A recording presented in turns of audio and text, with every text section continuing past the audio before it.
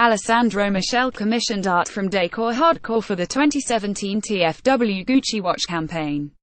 Decor Hardcore. If you have read a design magazine or, really, ever been inside a house with a subscription to one, you will be familiar with the words mid-century, modern, minimalist, Scandinavian. They have become stand-ins for good design, as the styles they loosely describe have endured and only become more popular over time. But not everyone dreams of a room with a tulip table and an Eames chair. Ksenia Shestakovskaya, for one, finds it all unbearably boring. She was working as a textile designer in Berlin when she came to see that simplicity and marketability had overtaken creativity.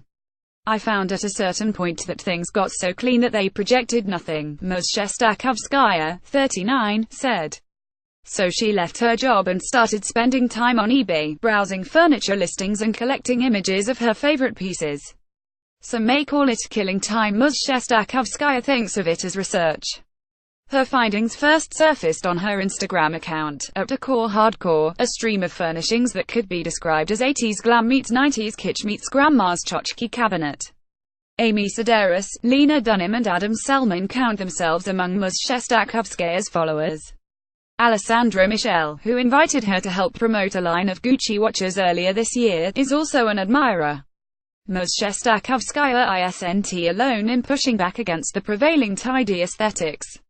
We thought, everybody is posting the same kind of stuff on Instagram, like pictures of cappuccino, yoga, and it's all perfect interiors that look super Scandinavian, said the Swiss designer Jonas Niffenegger, 30, as an antidote to their boredom. He and his friend Sebastian Mathies, 31, created Ugly Design, a collection of found images that form a counter-argument to minimalism, as well as everything you might learn in graduate school. Their interests extend into fashion, and recent posts on Instagram include ripped jeans patched with real meat printed fabric, and a toilet that also happens to be a giant high-heeled shoe. The account, Mr. Niffenegger said, started as a joke between friends. We were in Milan and we saw a bathtub that was designed into a sofa, and we could not stop laughing, he recalled. It was just too bad. Ms. Shestakovskaya disagrees with the idea that maximalism's appeal comes from its inherent ugliness. I struggle with ugly and horrendous and heinous, she said, but strange is really good. There is a market for their tastes.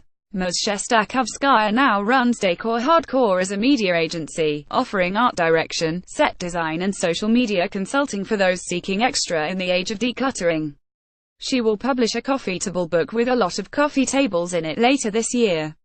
And she has a couple of more irons in the fire. Some big names want me to design their homes, Ms. Shestakovskaya said, though she would not say who. I don't want to jinx it. A version of this article appears in print on October 5, 2017, on page D6 of the New York edition with the headline "An ugly piece depends on whom you ask."